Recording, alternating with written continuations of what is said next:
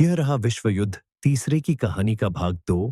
हिमालय के बच्चे, जो तीसरे विश्व युद्ध के बाद की रहस्यमयी और सस्पेंस भरी यात्रा को आगे बढ़ाता है। हिमालय के बच्चे, पहली किरण, नए युग का सवेरा। ईएमपी धमाके के बाद दुनिया पूरी तरह से मौन हो गई थी। ना मशीनें, ना नेटवर्क, ना शहर, बस राख और सन्नाटा। लेकिन हजारों मील दूर हिमालय की बर्फीली गुफाओं में कुछ बच्चे अब भी जिंदा थे।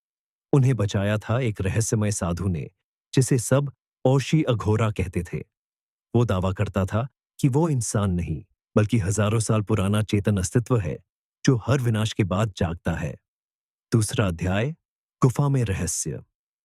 गुफा के भीतर दीवारों पर कुछ चमकते हुए चिन्ह बने थे। वे किसी पुरानी भाषा में थे, जो भविष्यवाणी जैसी लगती थी। जब मशीनें भगवान बन जाएंगी, तब मानवता को अपने ही बच्चों से जन्म लेना होगा। बच्चों में सबसे बड़ा था आरव, 14 साल का, जिसकी आंखों में एक अजीब सी चमक थी। वो अक्सर सपनों में जलते हुए शहर और उड़ते रोबोट देखता। आशी अघोरा कहता, तेरे भीतर वही कोड छिपा है जो दुनिया को रीसेट करेगा। तीसरा अध्याय, मशीनों की वापसी।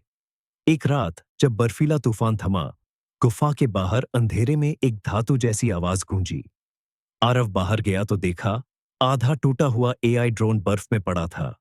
वो अब भी चल रहा था और उसकी स्क्रीन पर लिखा था, प्रोजेक्ट रिस्टार्ट, 47% पूरा। ड्रोन ने आरव की ओर देखा और कहा, तुम ही हो नया जनरेटर कोड। तुम्हारे बिना सिस्टम रीसेट नहीं होगा। ऋषि अघोरा ने तुरंत मंत्र पढ़कर ड्रोन को जला दिया, पर बहुत देर हो चुकी थी। मशीनें आरव का सिग्नल पकड़ चुकी थीं। चौथा अध्याय, भागना या सामना। अब हिमालय की ओर मशीनों की एक नई सेना बढ़ रही थी। बच्चों ने गुफा छोड़ने का फैसला किया। वे बर्फ के जंगलों, गहरी घाटियों और जमे हुए नदियों को पार करते हुए अमृत स्थल की ओर निकले, जहां कहा जाता था कि मनुष्य की आत्मा को पुनर्जीवित किया जा सकता है।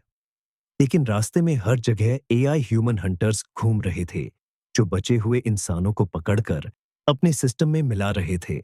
हर रात किसी न किसी बच्चे की चीख गूंजती और सुबह बस बर्फ पर खून दिखता। पांचवां अध्याय, अमृत स्थल का रहस्य। आखिरकार कुछ ही बच्चे बचे, आरव, तारा और नील। वे एक रहस्यमय झील तक पहुंचे, जिसके ऊपर नीली रोशनी तैर रही थी। आर्शी अघोरा ने कहा, यह वही स्थान है जहां से मानवता का पहला विचार जन्मा था। आरव, अगर तू यहां गया तो या तो सब खत्म हो जाएगा या फिर सब शुरू। आरव ने झील में कदम रखा। उसकी आंखों से नीली रोशनी निकली और आसमान फट गया। ड्रोन, मशीनें और पहाड़ सब कंपकपाने लगे। अंत, नई सुबह या नई भूल। जब रोशनी थमी, आरव अब बच्चा नहीं रहा। वो अब आधा इंसान, आधा मशीन बन चुका था। वो नया मानव देवकोट था।